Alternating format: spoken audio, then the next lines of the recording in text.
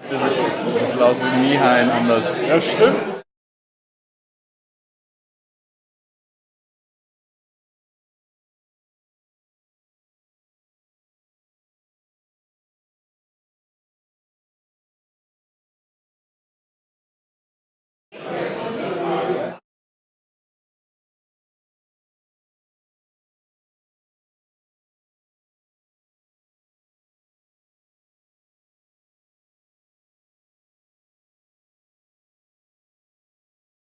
You already got along with the wine. That's great. Welcome to Block&Wine 118. That's like a crazy number. And I'm happy to host this event here. My name is Sophia, and I am very happy to welcome today Bison app and also Hive Blockchain to speak to us.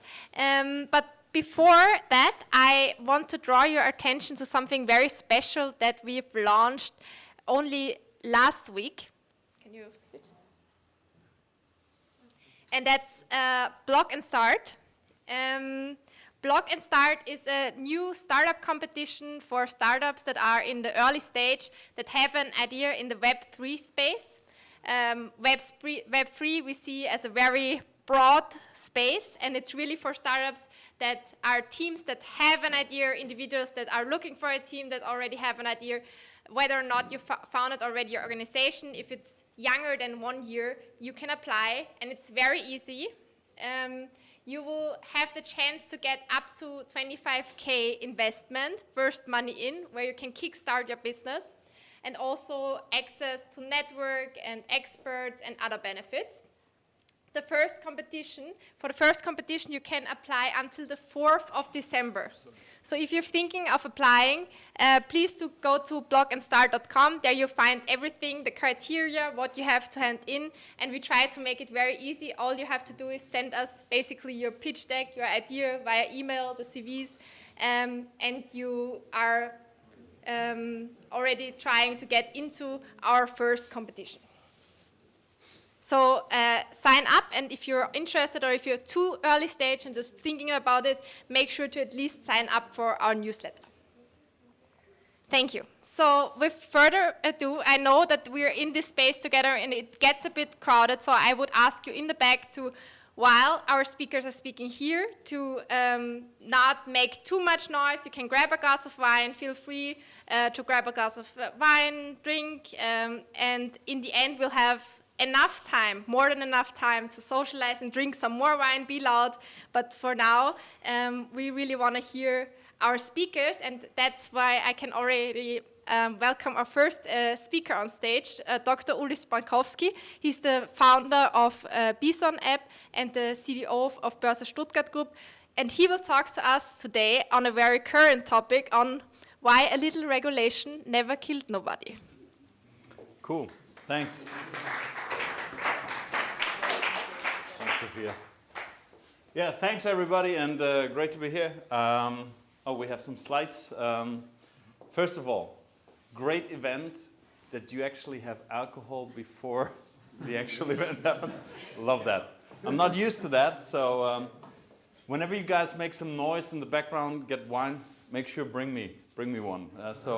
It's really good wine actually. I'm totally happy to be here again in Vienna. Last time I've been here was 2019, before COVID actually. There was a lot of events going on. Austria for me is really interesting, not only for me, but in general for the crypto community. I think Austria is doing a really great job in crypto adoption. I mean, you've very interesting players here with Bitpanda, but also a lot of other interesting companies that are here. The fact that COVID basically put a break in was really awkward, and now we're here again. And luckily, I'm not only here in Vienna visiting, I'm also visiting Bison, because just recently we opened our office here in Vienna. So I'm totally excited that when I come to Vienna, I'm not only coming to do business trips, but also visiting my colleagues. We have our Chief Marketing Officer, Oliver, big, tall, handsome-looking guy, curly hair, is probably getting wine now. and our head of communication is here, and part of the marketing team. So if you're in Vienna and you are in crypto and you feel like you want to work for a German crypto company, feel free to reach out to Oliver, and yeah, happy to have you.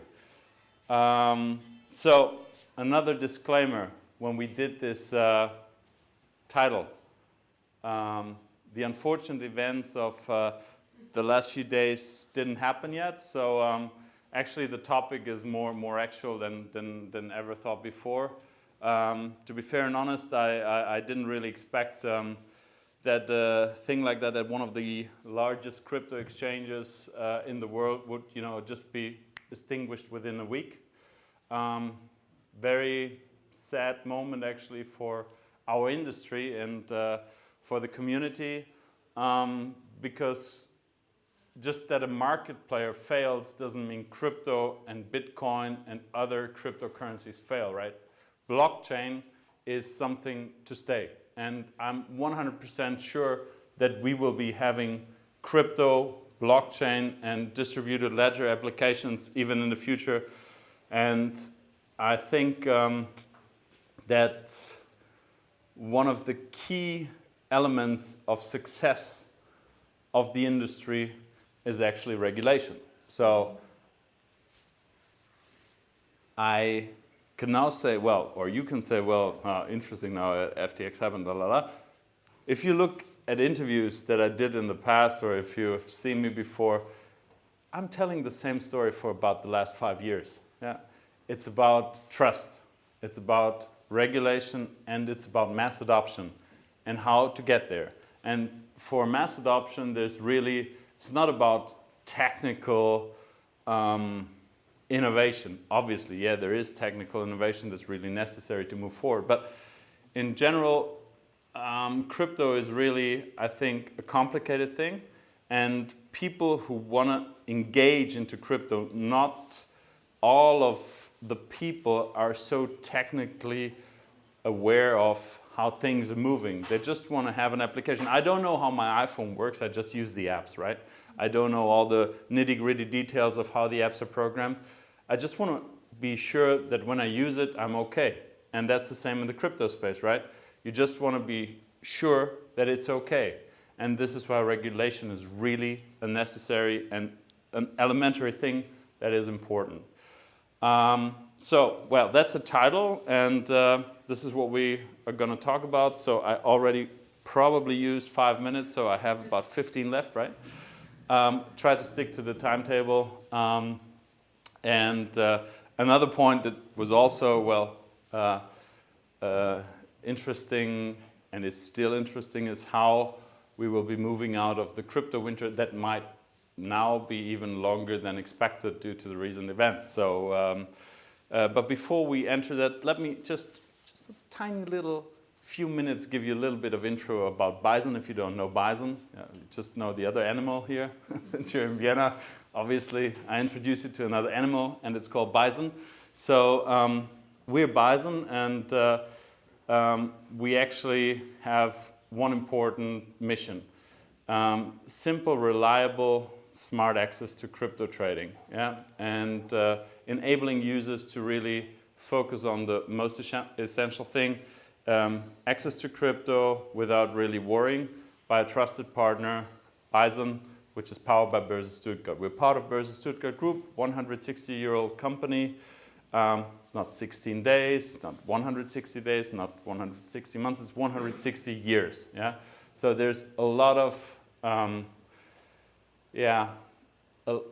many things that we do, when we do it, they're thought through because they're thought in a long term. It's a long-term investment that we want to do as Börse Stuttgart, and Bison is actually a big part of that. We've been awarded one of the top crypto trading apps within Germany, and actually tonight is the FinTech Award in Germany happening, where we are shortlisted, the 3 companies in the blockchain space. Bison is one of that.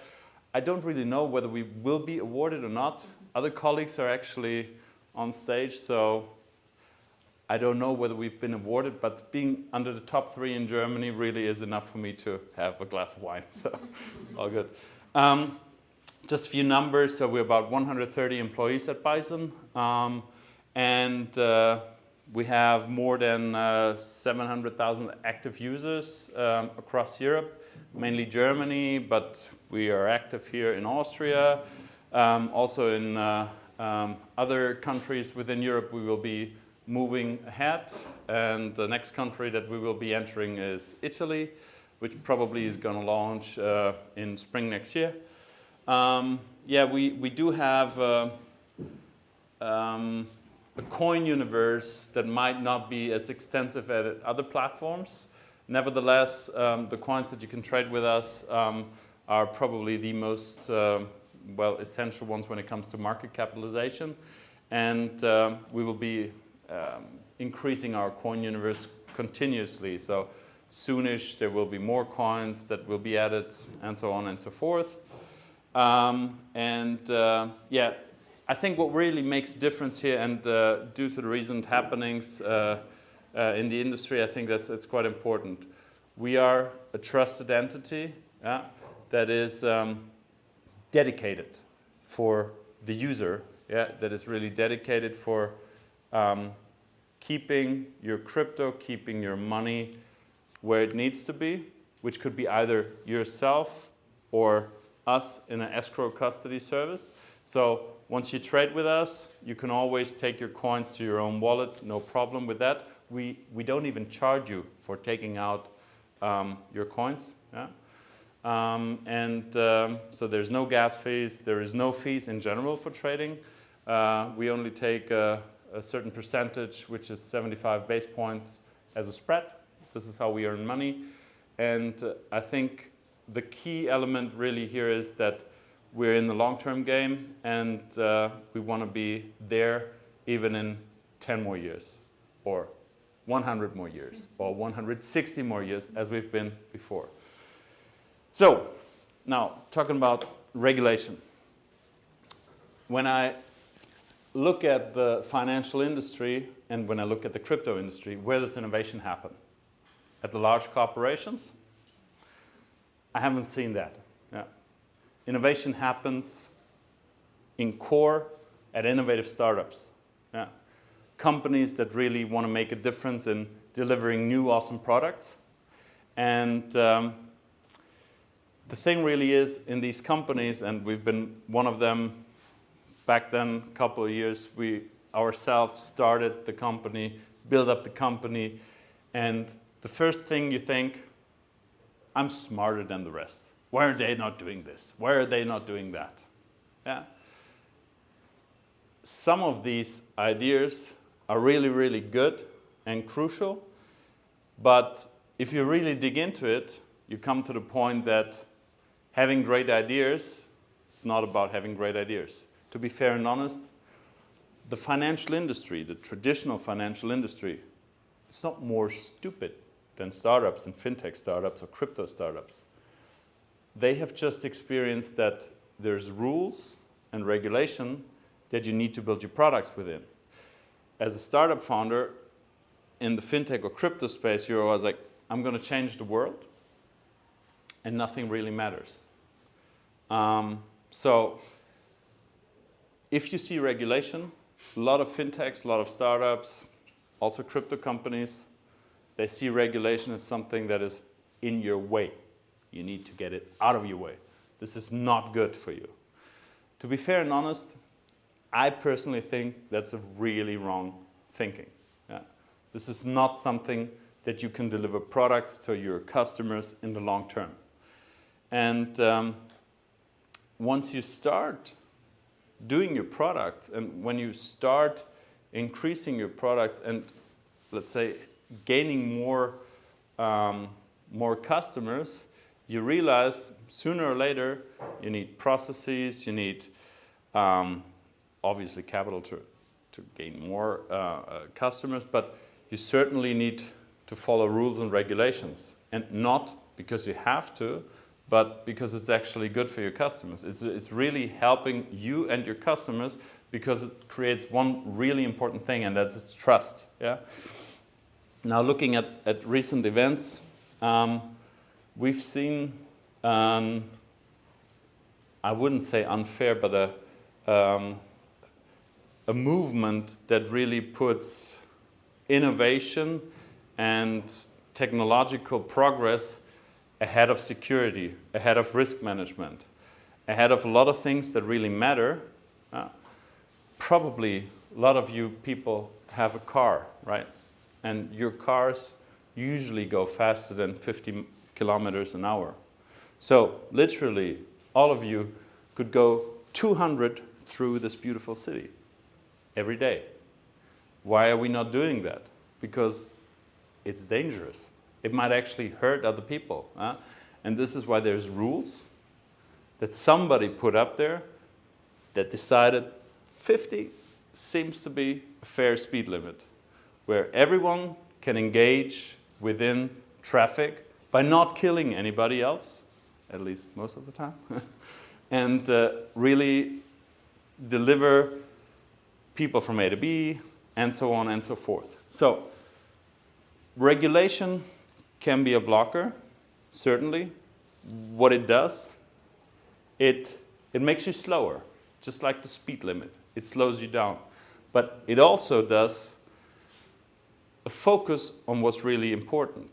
And to the same time, I think if regulation is, I'll look at my watch again, sorry, just to be in time. If regulation really is slowing things down, okay. Regulation can actually also be harmful if it's done the wrong way. Like, regulation doesn't mean you cannot do things. Regulation actually means these are the boundaries, and within these boundaries you can move ahead. So moving ahead is a very important thing, not to lose innovation. Why? We're here in Austria or in Germany and in Europe. That's not crypto, that's not fintech. We're living in a global world. If you want to transfer money to make it more work for you, you can transfer it to Asia, you can transfer it to the States, you can transfer it to any place in the world. And it will probably be successful for you, but you have one risk. You don't really know who's my counterpart, where are the headquarters, and how do we actually do business. Yeah? Terms and conditions can mean nothing. It really means literally nothing depending on the regulation that's behind the company. And we've just seen that a week ago. Yeah? There were perfect terms and conditions. I'm sure the best lawyers in the world did these terms and conditions. So what? Your money's gone. Somebody just betrayed you completely. And I think this is something really important on the retail side, but even more on an institutional side. If you're an institutional investor, you don't think about terms and conditions. That's not your, okay, a contract says that's okay. What if the thing fails? The thing that you do in institutional business really is, who do I sue? And how can I really get to my money again if something fails? This is on an institutional level how you're thinking. Yeah? It's all about risk. It's all about a measure of risk and who you do business with. And regulation here is just the biggest helper because it gives everyone in the industry a boundary. And adoption of crypto, adoption of blockchain really is very important on regulation. And that actually brings me to my next point. So regulation is not to be seen as something to hinder you, even if it makes you slower. And regulation is to be seen as the most crucial part of mass adoption.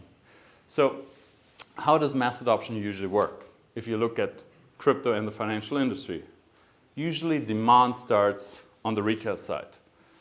Great new technology, people are jumping on it. Like all you smart people, all you guys, you're fascinated by it. Yeah? You start digging into it. What happens? You spread the word. Other people are using it. Sooner or later, the regulator will actually also be aware there's significant amounts of money flowing into that area.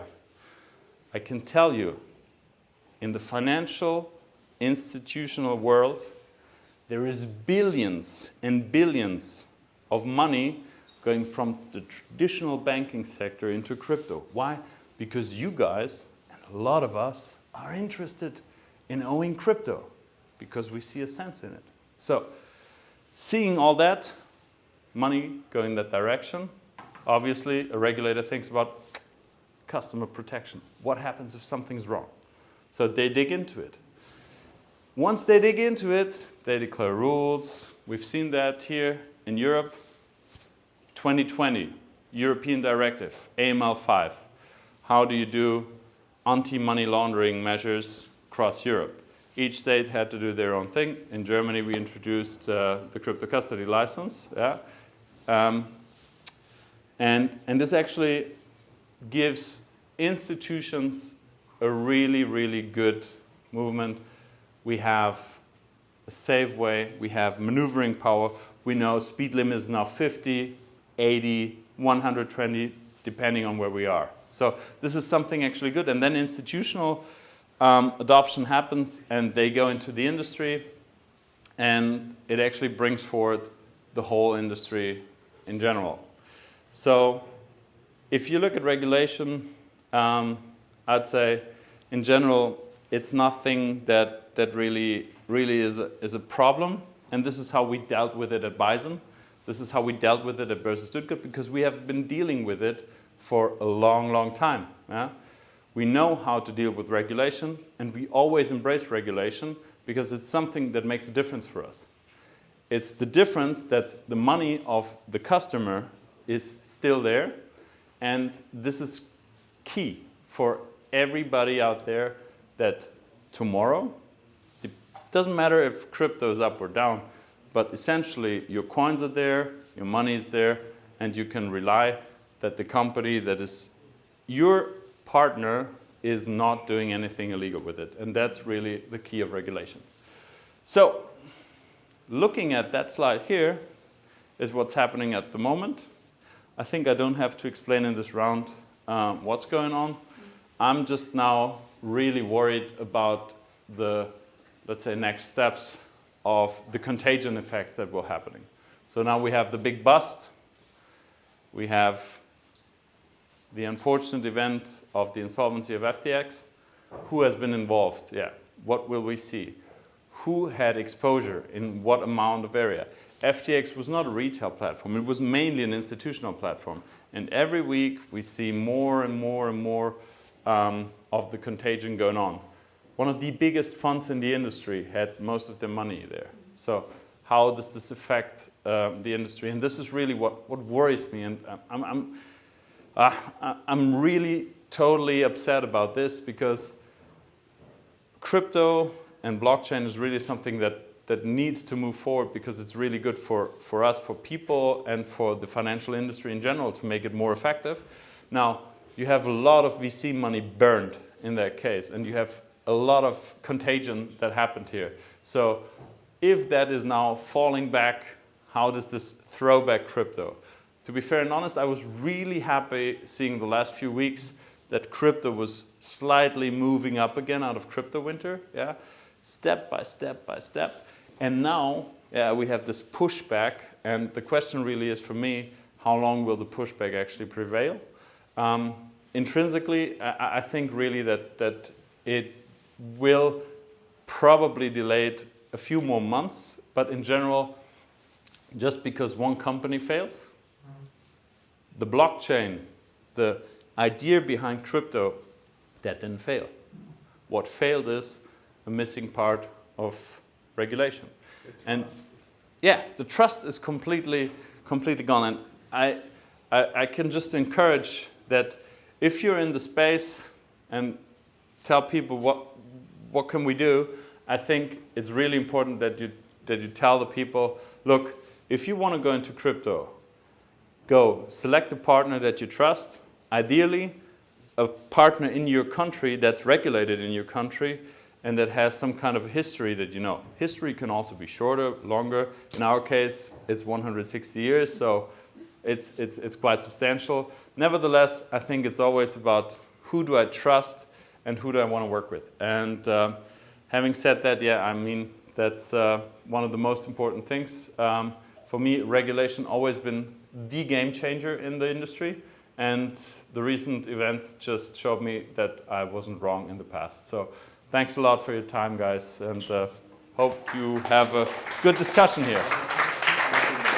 Cheers. Thank you very much. Then we already heard it. We'll hear more about Hive today from Christoph, Viktor, and Thomas. Please come to the stage. They will talk about crypto blogging, NFTs, and games.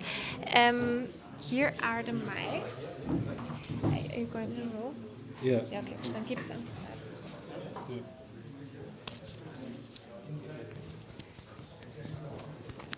Ich muss präsentieren.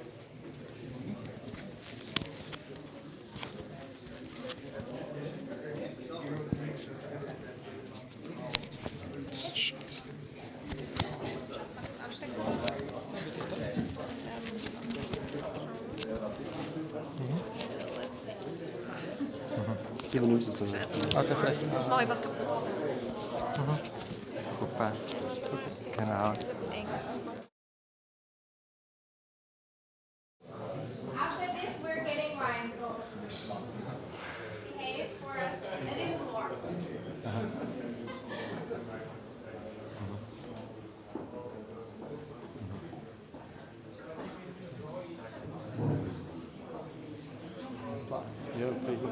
So welcome everybody. Thank you that you came here today after work, to Block&Wine. Today we will talk about Hive. Here with me, I'm Christoph, is Viktor and Daniel.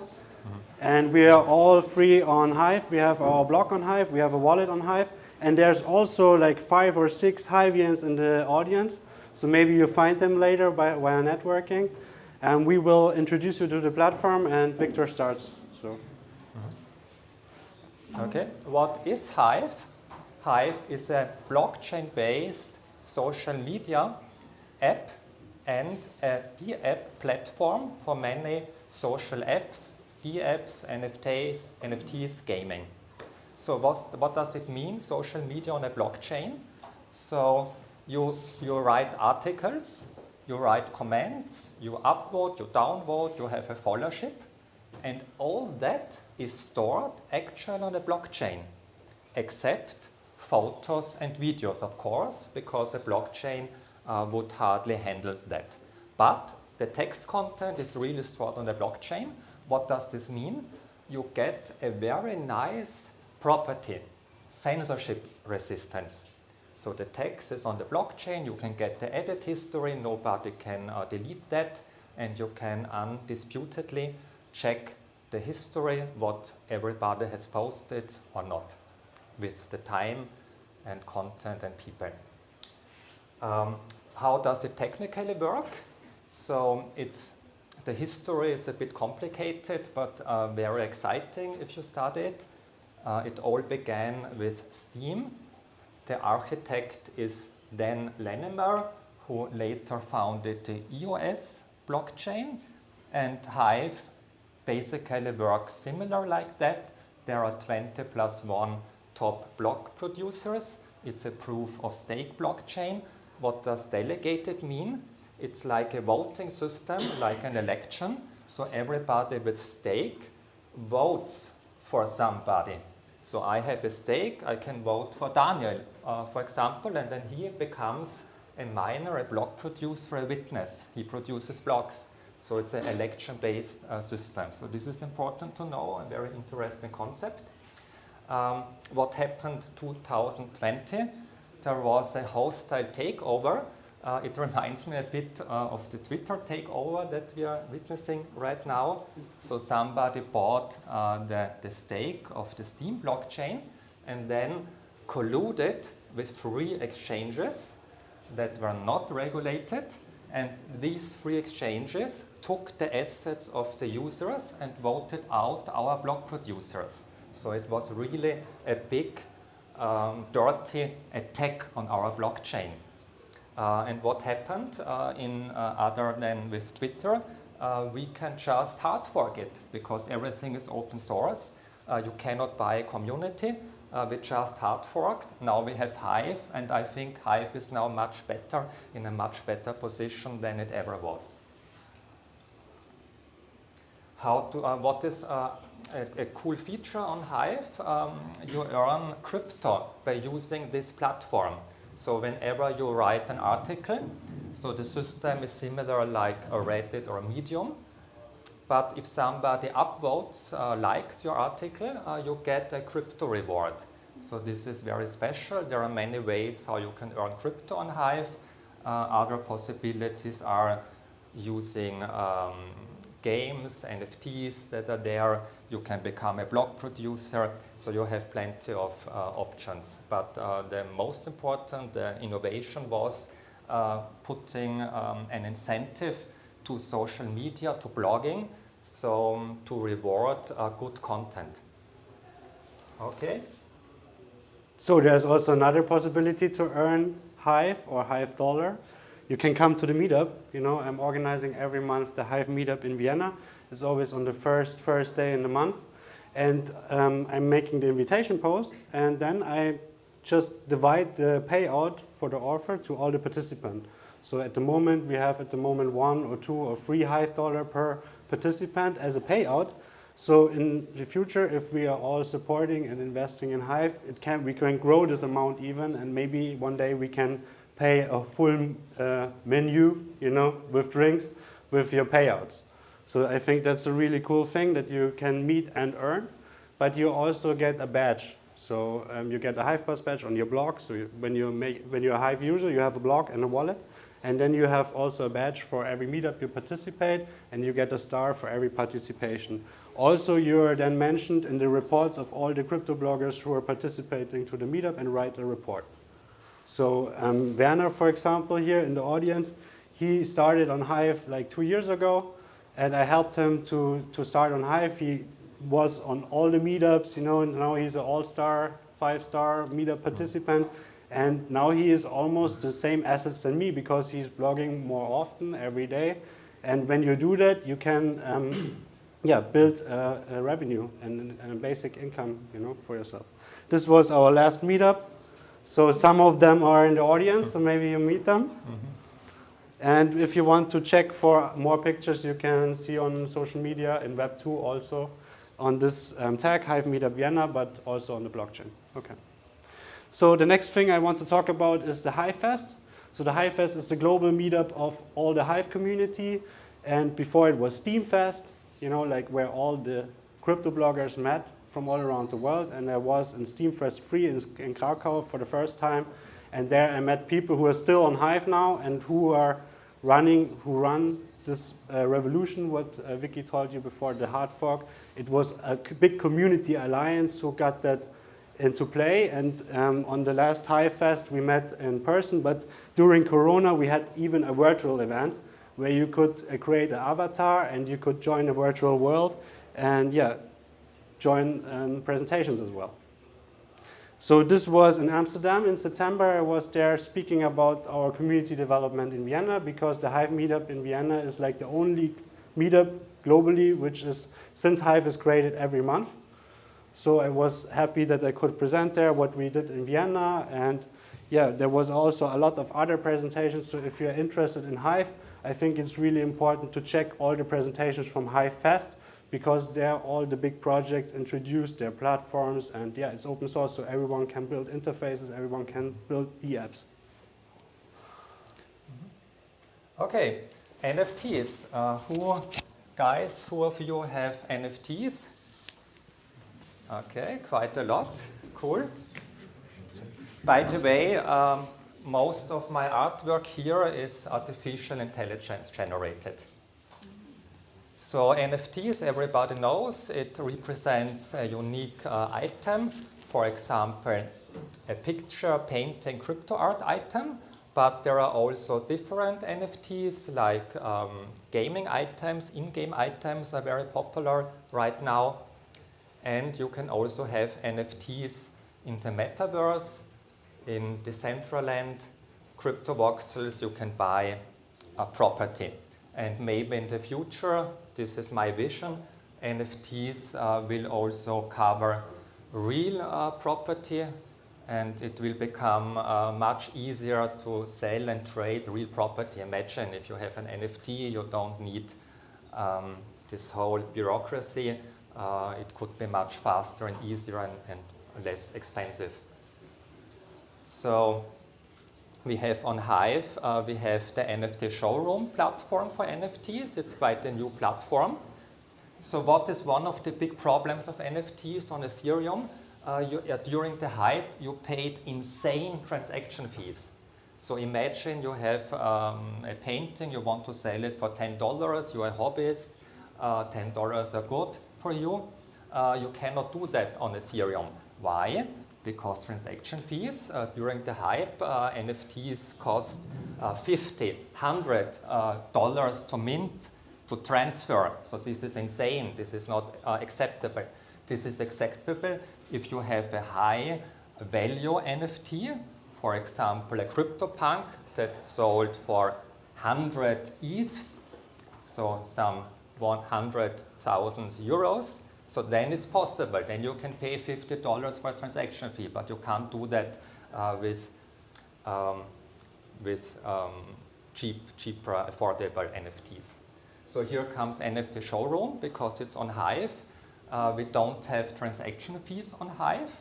This is very useful for social media because imagine every like, every posting, you would never pay for it, right? So this is the power of delegated proof of stake. Your stake determines the number of transactions you can do each day free. So this is the system. There is a minting fee, of course, on NFT Showroom, but it's not so much, about $1 now, so it's affordable. How do you get on NFT Showroom? You have to get registered on Hive, and then you have to apply as an artist, as a verified artist. It's very easy. You have to post your account on Twitter, link to your Hive account, then you get whitelisted. Why whitelisting? It has pros and cons. Of course, it's not permissionless, but here we have the problem, how do we fight abuse if somebody copies copyright protected artwork, posts it as their own, so we need some whitelist, but this is a fundamental problem each NFT platform basically has.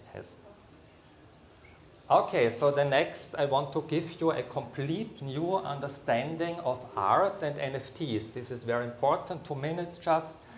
Please think about what makes art valuable. Why would you invest $10 in a painting, $1,000, $100,000? Why? Why would you do it? So basically you need a function. I'm talking about contemporary artists, not about Van Gogh, Klimt, or Picasso. These are store of values. But if you are right now a contemporary artist, how do you make a living? You need to take this artwork, your talent, and you have to combine your talent with some function. For example, creating a song people can listen to, creating a painting, a wall, and that's like a decoration, or creating a movie. Movie is also a function, it's entertainment, so this is totally fine. But if you don't have a function, so if nobody of your friends want to put your painting on the wall because it's ugly, then the artist will stay poor. And now NFTs, it's basically the same concept. So NFTs, like the media presents it, is quite useless. And how do you make it useful? Very easy. You sell usage rights. So you need commercial usage rights. So if you buy a painting, you want to use it in advertising, on your website, in a movie, in a magazine, as your profile picture and so on. So you need usage rights, and NFT Showroom does exactly that. So it's one of the first NFT platforms that offers free usage rights. So private means no rights. Limited reproduction means full commercial rights. You can print t-shirts, make fashion, use it on your website and so on. And then you have Creative Commons Zero, then you can remix, manipulate it, do whatever you want. And this is exactly, you always need a function. You need a function because then it becomes useful, then it becomes valuable, and if something is valuable, it gets a price and gets paid, essentially. I did 2020, I started an NFT project. I never thought in my life that I will that I will buy paintings. I never did that until 2020. I never did art. I never sold art in my life. And for the first time, I became an artist. I'm a computer scientist, by the way. I became an artist. I sold 9 paintings, a meta project about popular cryptocurrencies. So I took the logos of popular crypto, Bitcoin, Litecoin, Ethereum, and so on. I did a remix with artificial intelligence, and then I put some fun facts in the description. So take a look at it. It's funny. But you cannot. I cannot get rich from it. It's more a proof of concept. I sold 9, but I'm happy that I did. And lastly. All this artwork is artificial intelligence generated. This is an extreme revolution to art. I tell you what will happen in the next months, years. Art, as we know it, will completely change. It will become an unlimited resource. Everybody in this audience, you can make art by using AI, like I do. I'm not an artist. I'm a computer scientist. I use AI. And this is also some example. And here comes what does NFTs make possible. NFTs make this art limited again, a scarce resource that can be sold and you can earn money with it. So this is an interesting thought. Okay, this was the NFT. Now Daniel will tell you something about NFTs in gaming. Hello everybody, my name is Daniel, or as I'm called on Hive, my username is Shoimi, which is a little bit hard to pronounce. That's why it's here, Shoimi. And I'm going to talk about the Hive gaming projects and also a little bit about other D apps which are on Hive. So lift your hands, who has ever played a computer game? Okay, there's quite a few. Okay, leave your hands up, please. And now everybody who has never been paid to play a computer game puts their hands down. Okay, we have one person here. Two? Have you been paid for playing a game? Okay. So we have one person, and that's on Hive. Okay? That person is already on Hive. There is one big difference when it comes to normal games, like we know, like Call of Duty and all the other games like Hearthstone, all the big Blizzard games, whatever you want, you don't own your assets in there. So you pay for the game because it has been developed for years and you are paying the developers and so on. But if you buy something in the game, which is always possible, there is a lot of in-game items you can buy, you are not able to sell that. You can't just say, hey, I'm sending you this and this weapon, which slays every monster. Please send me $5 for it, and we are done. That doesn't work. It works on Hive, though, because you can transfer your NFT feelers from one account to the other, peer-to-peer, and sell your NFT, or there is a lot of third-party markets. So there is a ton of D apps on Hive. These are just the games. The top row here, it's a little bit small, so I'm just going to go fast with it. The first one is Rising Star, which is an NFT card game where you are a musician, and you start by clicking on Start Mission, and the counter goes down, and you play music, and if the police doesn't chase you away, you earn a little bit of money. That money is on the layer 2 of the Hive engine, which is called Hive Engine. And that's an actual crypto which you can exchange for Hive or for Bitcoin or for Ethereum or whatever you want. That's the first game. Then there's D-Crops, which is a farming game where you plant your crops into land NFTs. Your crops are NFTs and your lands are NFTs. You combine those together, a timer goes down, and you get crop shares back. These crop shares can be sold in-game for an in-game currency, which is called D-Crop, which can be, then again, exchanged to Hive or whatever coin you want, which is listed on our decentralized exchange. Sorry, not centralized. Completely permissionless, trustless. You're never going to lose your money there. So then we have D-City, which is some kind of SimCity, a city simulation game. Then we have Crypto Brew Master, where you brew your own beer and sell it on the market.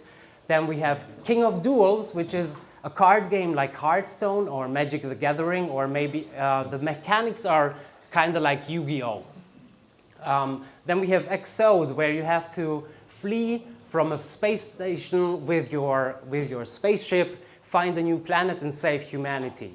Then we have Hash Kings. Well, everybody knows what hash is, hopefully.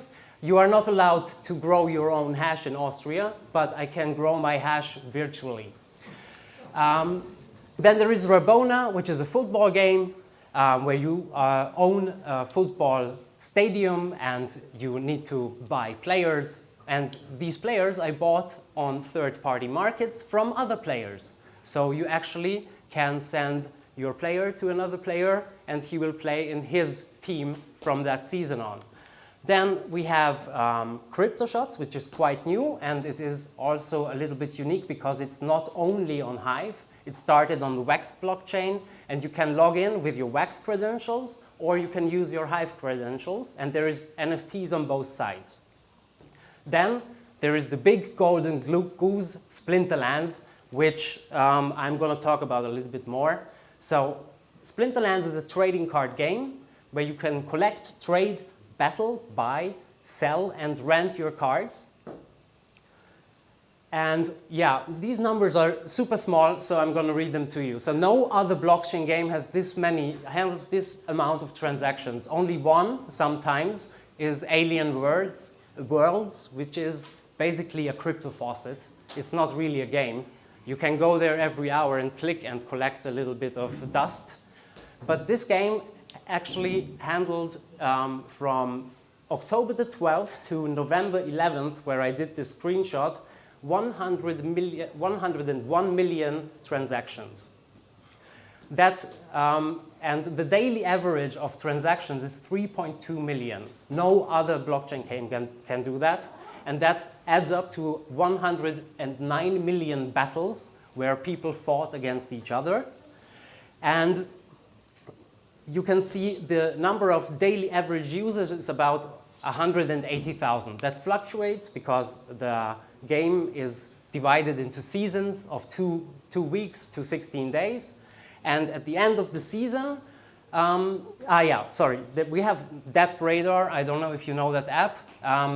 It lists basically every blockchain D app which is in existence.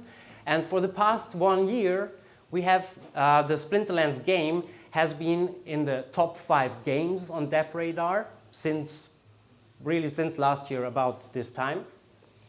And it also has been in the top 5 D apps all around, not only games. So you can see there's PancakeSwap and Coin Protocol and a lot of other D apps. And there it is on place 2, just after Alien Worlds, which, as I said, it's really not a game.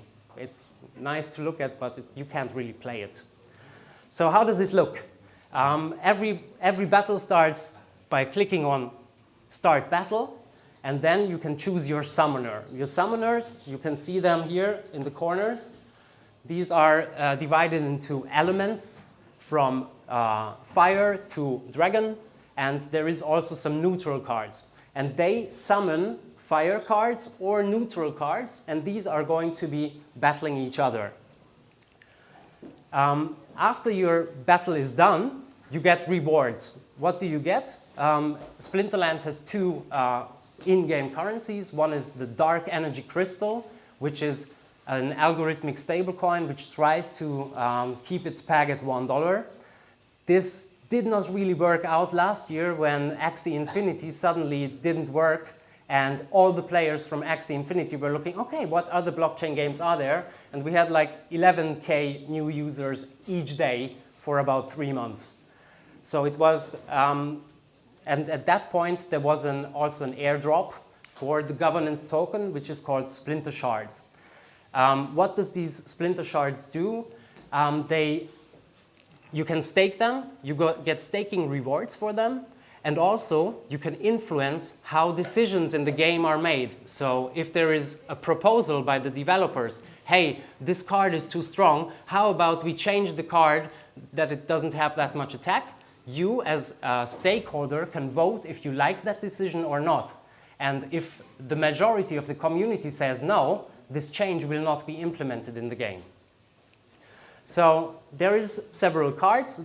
Every card is an NFT, and every card has a different print rate.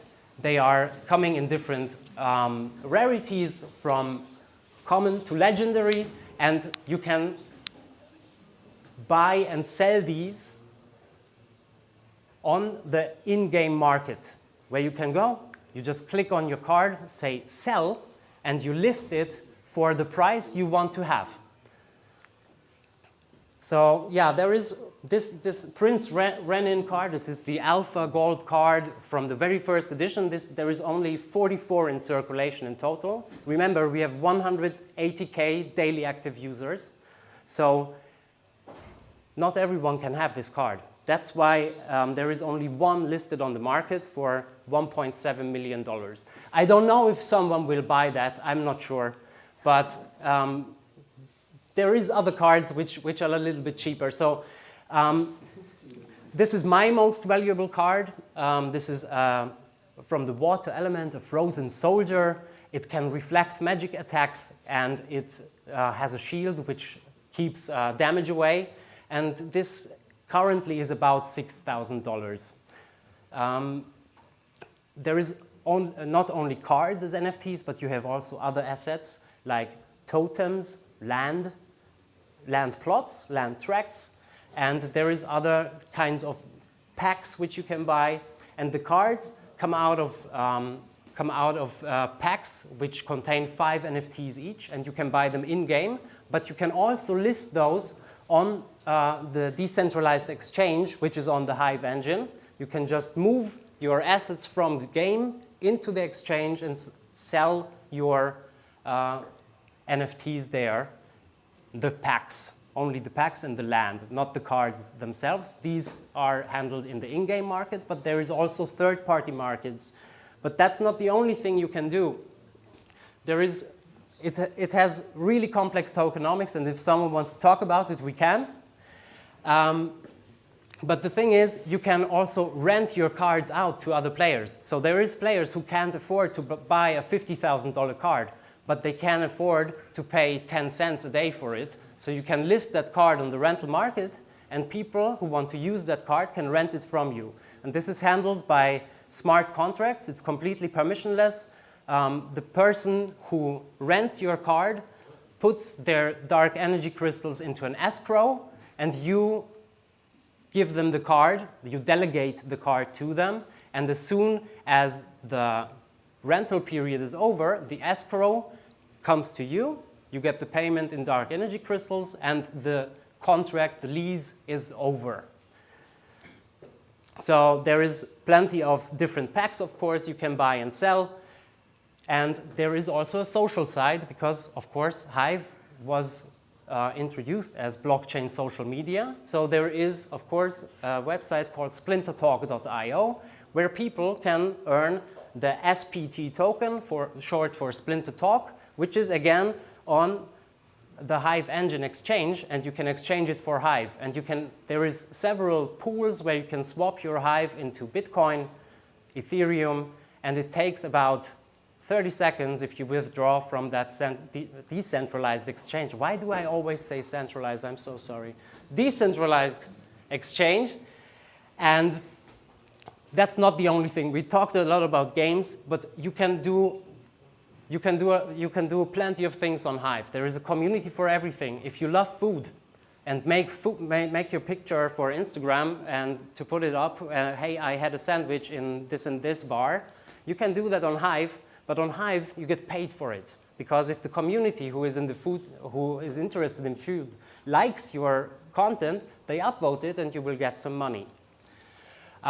You can blog, you can trade, you can create, buy, and NFT artwork. It's completely open source. So if you are into custom JSON and if you are into Python, you can make your own front end for the Hive blockchain.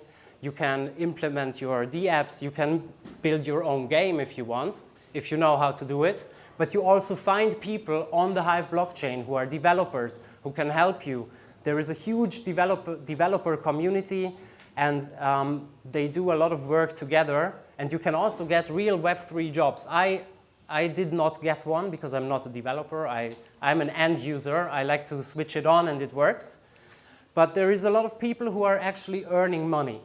And there is also a pool of money which now contains $18 million, where you can, as a community member, do a proposal and ask for money. If you have a project where you want to build what you want to build, you can say, hey, this is my plan. I want to build a new app, and I'm hiring this and this and this developer, and I want $300 per day for that for the next 90 days. If enough community members say, yes, we want that, then you will get paid. And again, it's completely trustless. And it comes from the so-called decentralized Hive fund. This is the copy of the Ninja mine from the previous Steemit chain. So this money has been frozen into an account which only can pay via the smart contract, and you can basically finance your projects over this platform. If you don't have a big app to develop or something, there is also smaller accounts with, like Hive Petty Cash, which even helps you if you need to get from one city to the other and you ran out of money or all your credit cards have been stolen or whatever. You can ask them, hey, can you please send me $100? I need to get here. And if enough community members say, yes, we do that, then it works. We also sent about, I think it's now over $10,000 to a user in the Ukraine who is actually buying food for the people there and distributes that to people who can't afford food anymore. So there is plenty of projects you can do there. It's fully decentralized. Its DPoS is open source, and there is plenty of third-party services which you can use. So that's the full map of Hive dApps right now. There is plenty. There is a lot. We can talk about them for hours. We don't have the time. I think I'm already over time, am I? A little bit. OK. And we have cross-chain solutions. There is a multi-token bridge where you can send your Hive, and it gets a derivative of Hive on Polygon and on the Binance Smart Chain. You can swap immediately on the decentralized exchange to Wax, withdraw, and you have your Wax in your Wax wallet. You can also do that with Ethereum, and there is also pools on Ethereum with a Hive token derivative. So there is plenty of solutions where you can get your money out into another chain in seconds. And it's completely permissionless. You don't need to ask anyone. Everything is done by the smart contracts. Everything is open source. Everything is audited. So you can check for it.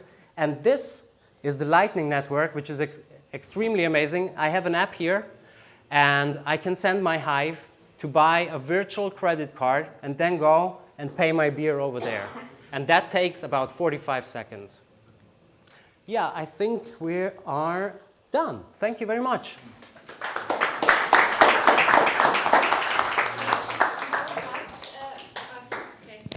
Into that one. Thank you so much for the presentation, Christoph, Viktor, and Daniel. Very sorry.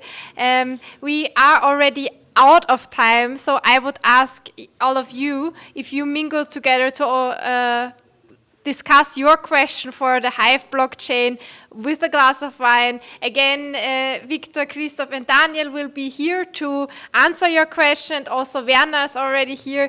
He's also part of the Hive blockchain. And I've heard there are some more people here, 5. So feel free to mingle.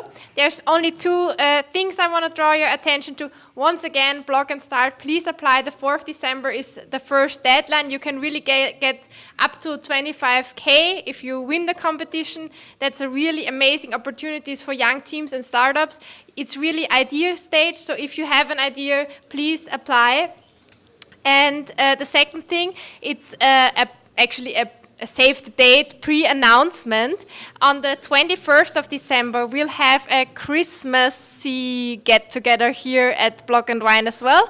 And we will have a contest for ugly Christmas sweater. So for the ones of you that already are into the ugly sweater game, welcome, join us on the 21st. And if you're not yet, maybe it's time to buy your ugly Christmas sweater early this year.